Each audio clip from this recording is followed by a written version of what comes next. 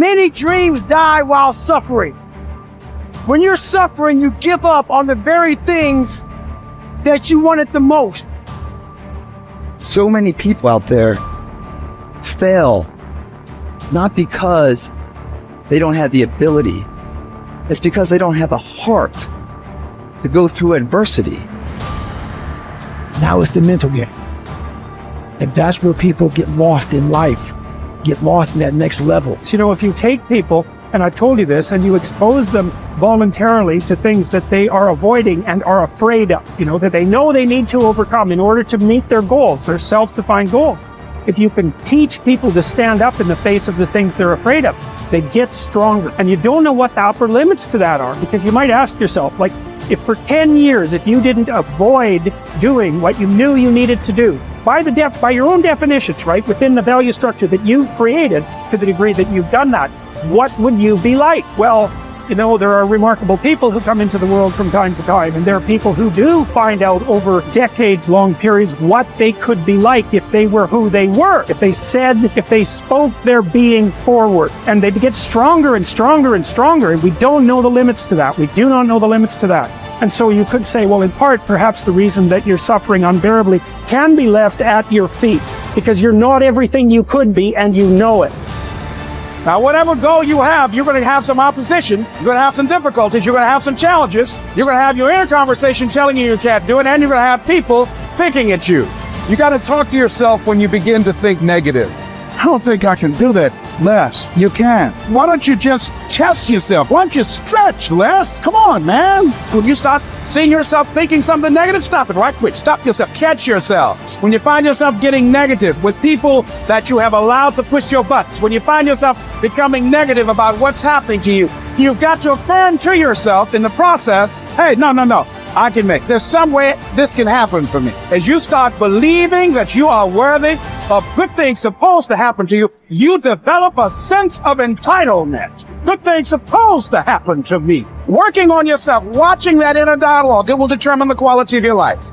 You chase something that you believe you deserve until you get it. And it doesn't matter what happens to you. It doesn't matter how many times you get fired. It doesn't matter how many people don't believe in you. Just go until you get it. Because if you're willing to go through all the battling you got to go through to get to where you want to get, who's got the right to stop you? Nobody. It's your right to listen to your gut. It ain't nobody's right to say no. And you earn the right to be where you want to be and do what you want to do. If you do what is easy, your life will be hard. But if you do what is hard, keep coming back again and again and again. Get up, trust every day, knowing some way, somehow, with a spirit of expectation, I can do this. If you do that over and over and over again, your life will be easy. I think that there is a biological imperative hardwired into the brain that you must do hard things in order to feel good about yourself. And when I think about it from an evolutionary standpoint, and this is why I think rich kids implode, they just never had to do hard things. From an evolutionary perspective, I think it was just so hard to stay alive. Like for millions of years, it really was red in tooth and claw. Like to stay alive, you were kill or be killed. You were hunting, gathering, fighting other tribes. I mean, it was just crazy. Mm-hmm. And the people that were going to survive were going to be the ones that got an emotional, a self-applied emotional reward for doing something hard. And when you do something hard, you recognize it needs to feel good. And if it does, then you will keep doing hard things and you're the far more likely to survive than the person who's like, that sucked, there was no redeeming qualities. And so it's just like, when I think about that, because if I were to create a recipe for fulfillment, it's very simple. It's working really hard, doing hard things to gain a set of skills that allow you to serve not only yourself, but others. Mm-hmm. That's it. That's the whole recipe. But it really has to be that you had to do something hard. If it came easily to you, it won't give you the sense of respect that you want. Like the stuff that I've gotten more easily in my life, I don't take a lot of pride in. It's always the stuff that I grind out, like through pain and suffering, and I endure. In fact, I want to read you a quote. This is one of my all-time favorite quotes. So here it is. To those human beings who are of any concern to me, I wish suffering, desolation, sickness, ill treatment, indignities. I wish that they should not remain unfamiliar with profound self-contempt, the torture of self-mistrust, the wretchedness of the vanquished. I have no pity for them, because I wish them the only thing that can prove today whether one is worth anything or not. That one endures. We are all chained to fortune. The chain of one is made of gold and wide, while that of another is short and rusty. But what difference does it make? The same prison surrounds all of us, and even those who have bound others are bound themselves. Unless perchance you think that a chain on the left side is lighter. Honors bind one man, wealth another.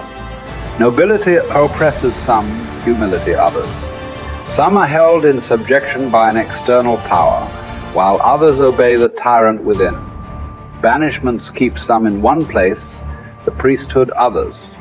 All life is slavery. Therefore, each one must accustom himself to his own condition and complain about it as little as possible, and lay hold of whatever good is to be found near him. Nothing is so bitter that a calm mind cannot find comfort in it. Small tablets, because of the writer's skill, have often served for many purposes, and a clever arrangement has often made a very narrow piece of land habitable. Apply reason to difficulties. Harsh circumstances can be softened, narrow limits can be widened, and burdensome things can be made to press less severely on those who bear them cleverly. We are emotional creatures. We all study, like you're talking about it, using your brain. You're such a smart person. I love you dearly. And you analyze it all. But your effing brain isn't going to do shit. What's going to do it is enough emotion. Well, emotion is the power. Emotion is what starts wars. It's what ends wars. Emotion is what gets you married. Emotion is where kids comes from. Divorce is where emotion comes from. Everything that you can think of a major change in humanity, from the most extreme of war to the most gentle of love, all come from human emotion. So it's the mix of emotion. It's like knowing what you want and having the right fuel to get there. And if the fuel has no combustion, you're just bored, you're not going anywhere. If the fuel is total trauma and I'm overwhelmed, you just blow up and go nowhere. There's that delicate balance, and I've learned over the years how to help people find that balance. I would ask you to consider something. Please. What you just said is absolutely true. I know you really well. You know how much I respect and love you personally. And what you've accomplished in your life is extraordinary. What you're continuing to accomplish is extraordinary. But there's an emotional inflection that made you use those things in those moments. It wasn't just those understandings. The emotion made you find the answers, brother. And then you have a really smart mind, you found the answers, figured out how to use it. But there were inflection moments that made you do it. There's a reason why you left your company after building it to $1 billion. It wasn't intellectual. It's emotions. So, but you have developed your mind so much, it's like your right arm, your bicep is really strong. Your left one, not quite as much.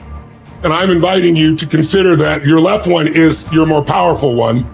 And you've used it in key moments, but it's very protected to use the mind, because we're all afraid to feel a little too much. So the more I can understand it, I put it out here, I can analyze it, I don't have to be in it. But the truth is, where the real impact is when there's enough emotion that gets you to apply the things that you understand intellectually, right? Or find the answer that you didn't even have the answers. You found the answers intellectually because the emotion drove you.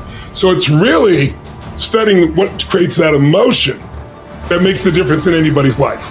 That's where everything begins and ends, is with emotion. And yet our society is all about up here. In Chinese medicine, it's all about the heart, right? That's considered the center, right? In America, we think it's the brain. When you first are born, your heart starts beating. That's how we know you're alive, and there is no brain yet. And this literally is the initial sense of intelligence. That's why, for thousands of years, even poets have talked about the power of the heart. Well, the heart has tremendous power, and there's a biochemical connection between the brain and the heart that I know you know about. And learning how to use that is where you create more lasting change. When I was understanding it all, I was good. When I learned how to move people, I got great at what I was doing.